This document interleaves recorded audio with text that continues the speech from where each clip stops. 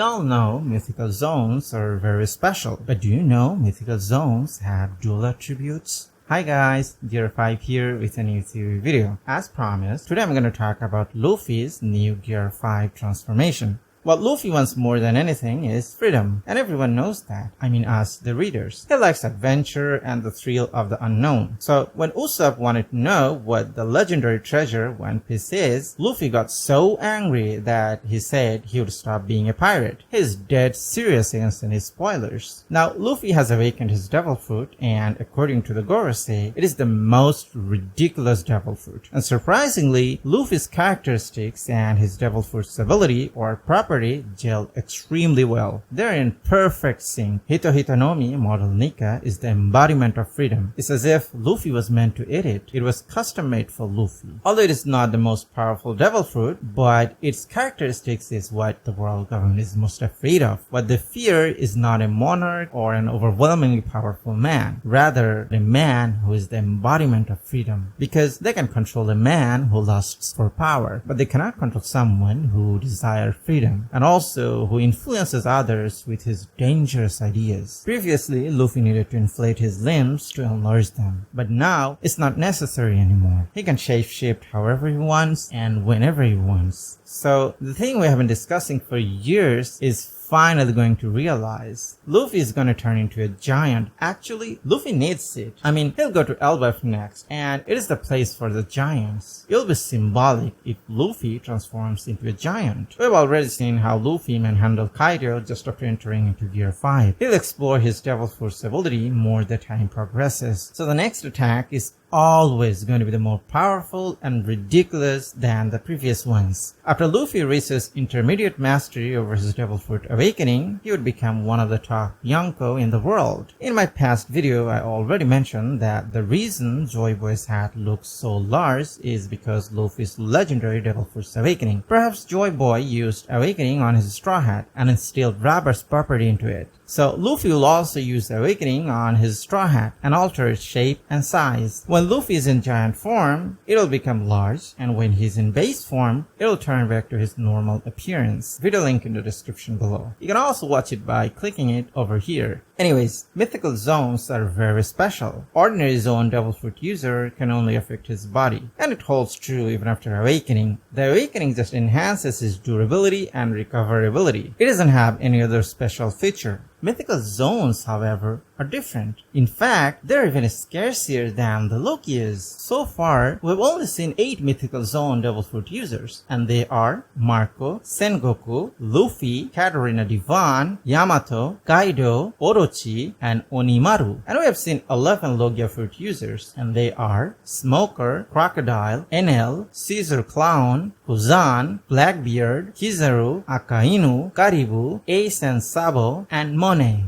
The mythical zone is a bit different than the usual devil fruits. I mean, they have dual abilities or dual attributes. They have zone devil fruits property and also paramecia fruits ability. I mean, Marco can transform his body into different shapes and sizes. It enhances his power and increases his abilities. This is what a typical zone devil fruit does. But Marco can also generate blue flames that has a healing effect. It's Marco's devil fruit's secondary ability. Sengoku can transform his body like zone devil fruit users do. He also used a secondary ability while he's in his zone form. He can create shockwaves. We also saw Kaido discharging Boro Breath. It's a pillar of fire. It is also his devil fruit's secondary ability or additional ability. Yamato has one as well. She can produce ice. These mythical zone fruit users can use only a single type of secondary ability or attribute. Luffy, however, can use multiple ones. Like all zone devil fruit users, he can transform his body into multiple forms. In addition, he can use his fruit's secondary abilities. He can not only generate fire, but electricity as well. Generating and producing something is the typical ability of paramecia devil fruits. I mean, Logia can also do that as well.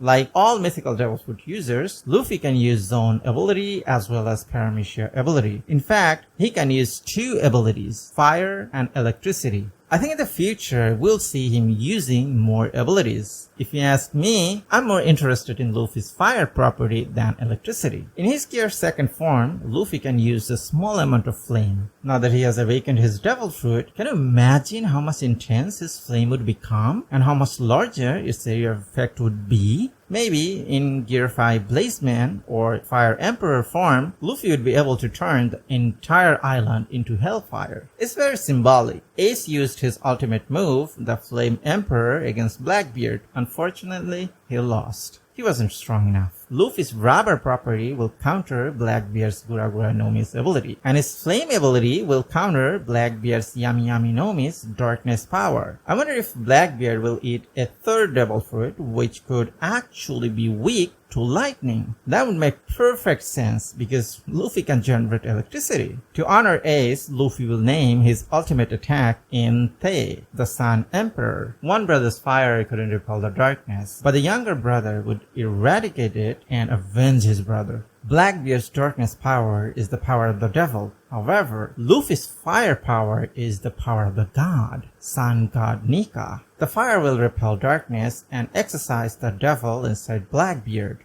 Now, there is a very unusual sword on Onigashima. I don't know who stuck it on the ground, but from the look of it, it looks like it once belonged to the Onis, or maybe ancient giants. Now that Luffy is going to transform into a giant form, perhaps he's going to pull out the sword and use it to fight against Kaido. Perhaps if someone can pull out this sword, it'll prove that that person is actually Joy Boy. Kaido's been looking for Joy Boy all this time. So if Luffy can pull out this sword from the ground, Kaido will be convinced. Perhaps it is also possible that this sword was actually belonged to Joy Boy. Even before awakening, Luffy was already a quasi-Yonko level, or pseudo-Yonko level. But after the awakening, he has become a legit Yonko level. He'll get stronger as the time progresses. He'll discover the potential of his Devil Fruit's awakening and become the strongest Yonko of all time. Now, I need to mention another thing. I don't know if Luffy will use it, but if he can manage to pull it off, he'll become extremely powerful. He'll become too OP.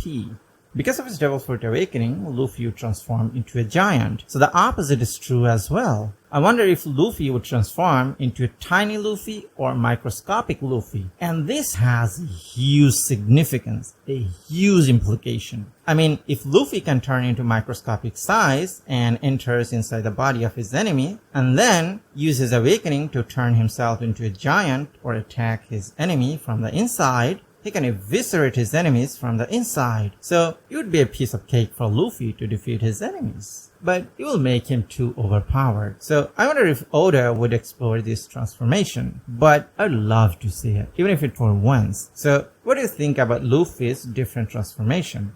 Giant Luffy, microscopic Luffy, or Inferno Luffy? Comment down below. Like the video if you did and subscribe for more. And turn on the notification bell icon for daily updates. Thanks for watching.